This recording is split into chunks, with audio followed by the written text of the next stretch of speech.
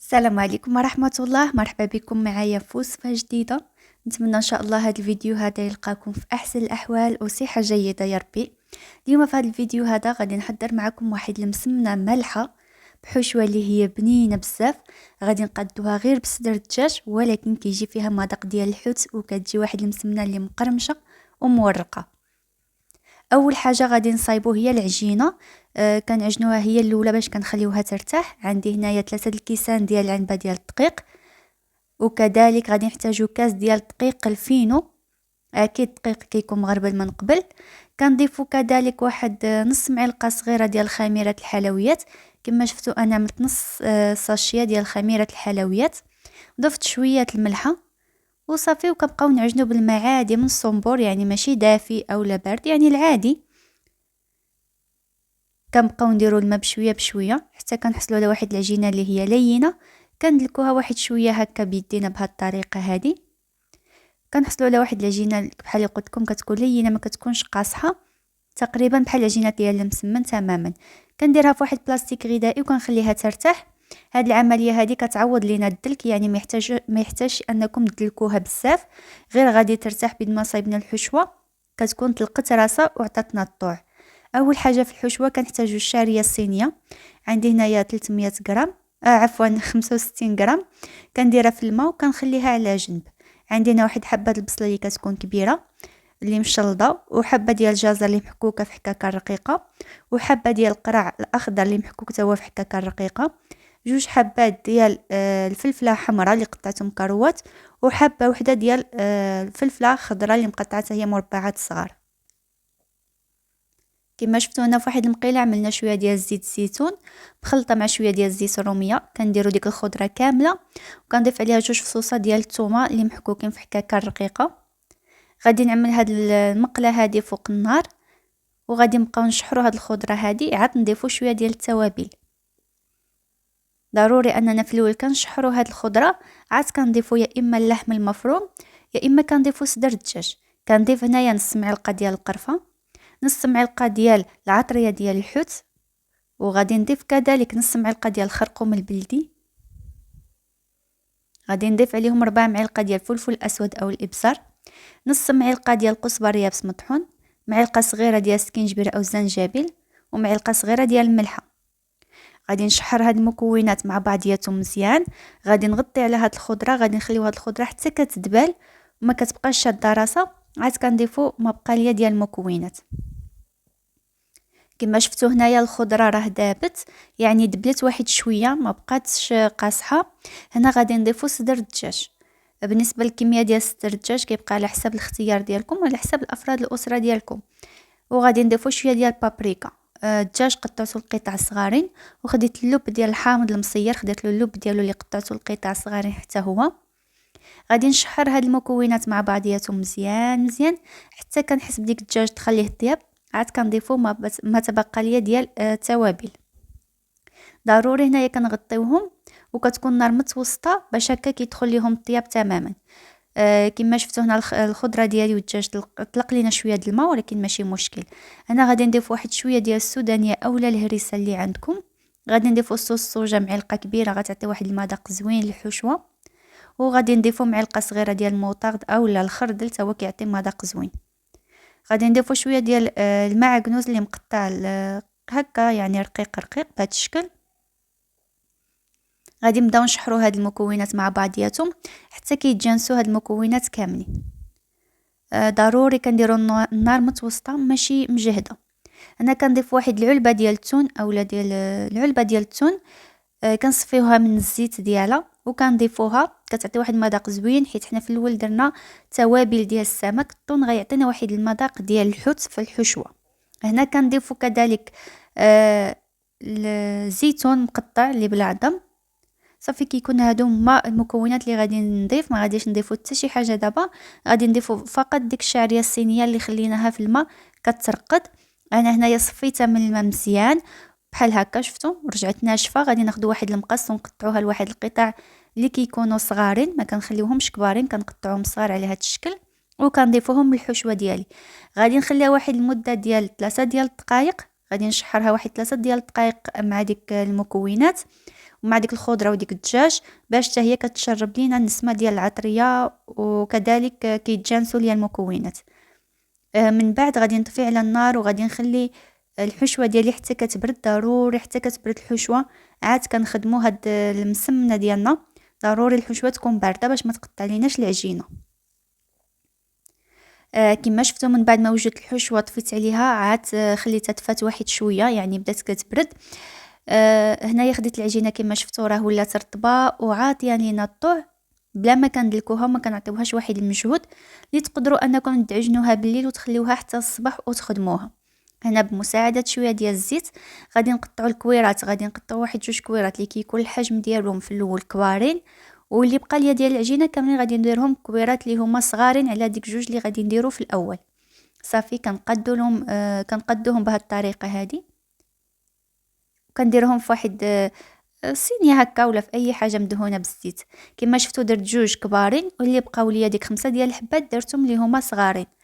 كندهنهم بشويه بالزيت، ضروري في هذه المرحله كندهنوهم بالزيت باش ما كيتكونش ديك القشره من الفوق. نغطيهم بلاستيك ونخليوهم يرتاحوا مزيان باش ملي كنبغيو نطلقوهم كيعطيونا الطوع وما كيعذبوناش.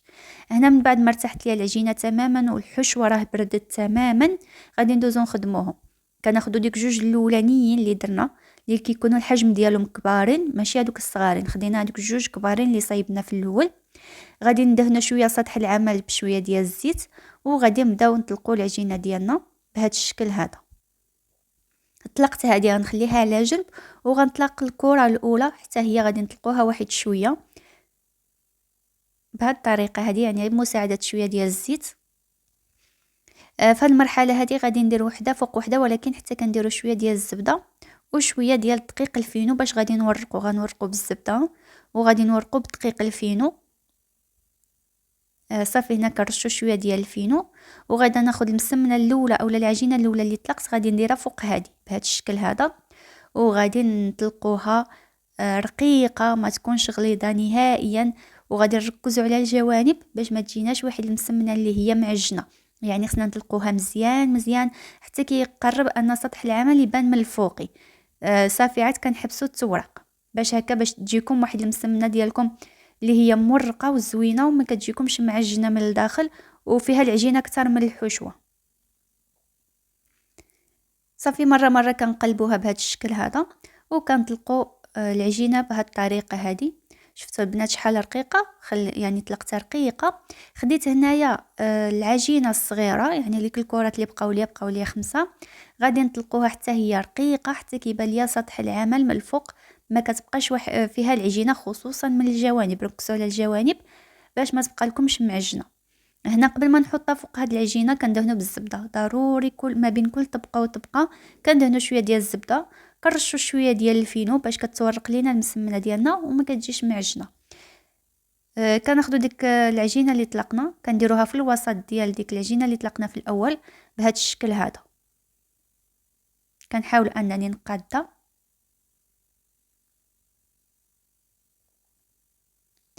في هذه المرحله غادي ندهن شويه ديال الزبده وشويه ديال دقيق الفينو حتى هو.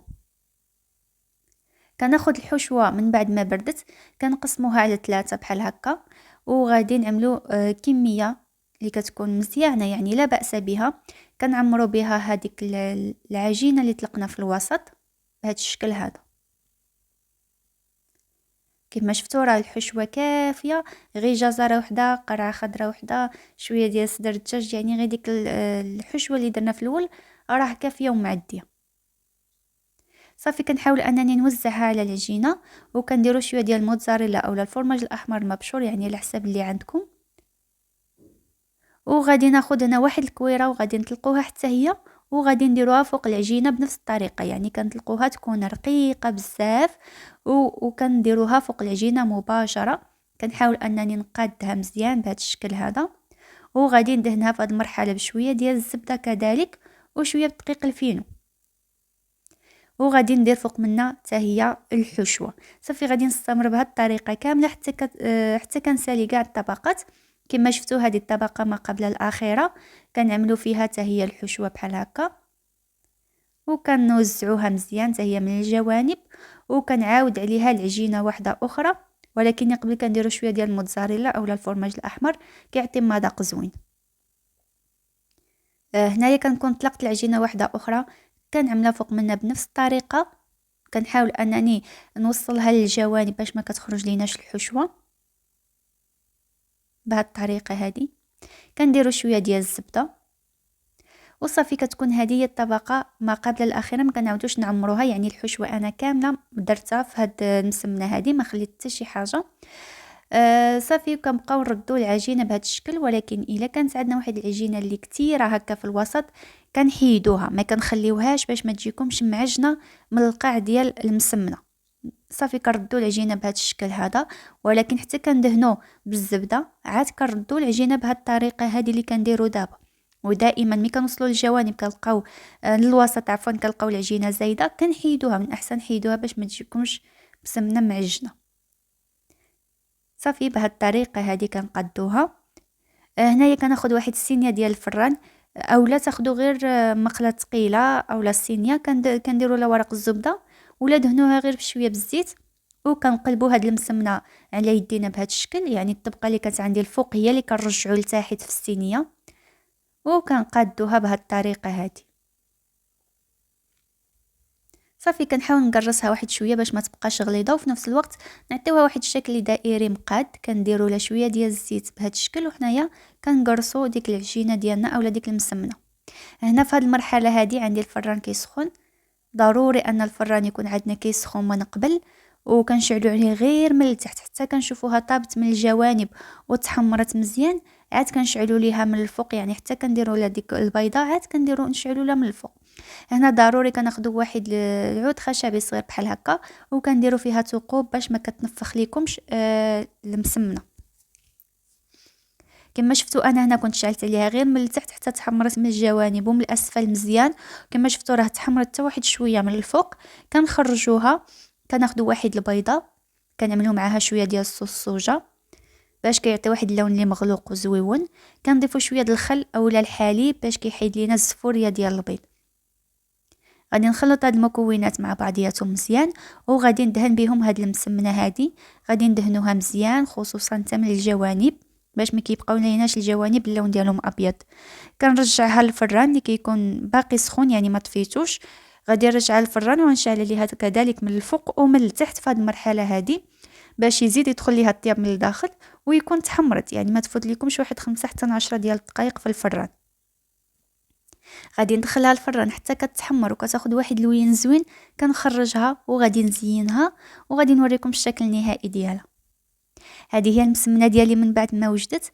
درت لها شويه ديال الموتزاريلا من الجوانب، واحد نص حامضه قسمتها بحال هكا وقديتها في الوسط، واكيد غادي نقطعها معكم باش تشوفوها كيفاش كتجي واحد المسمنه اللي مقرمشه وكتجي بنينه بزاف صراحه. صدقوني البنات كتجي مورقه وكتجي فيها الحشوه اللي هي بنينه كذلك بالنكهه ديال الحوت او بمذاق الحوت. وفقط حنا كما شفتوا درناها غير بصدر الدجاج. كنتمنى ان هذه الوصفه هذه تنال الاعجاب ديالكم وتعجبكم الوصفه ديالي ديال اليوم. كنقول لكم الا كنتوا اول مره كتشوفوا القناه ديالي مرحبا بكم، ولي الشرف انكم تنضموا للقناه ديالي. كنقول لكم فيديو جديد وصفه جديده ان شاء الله. السلام عليكم.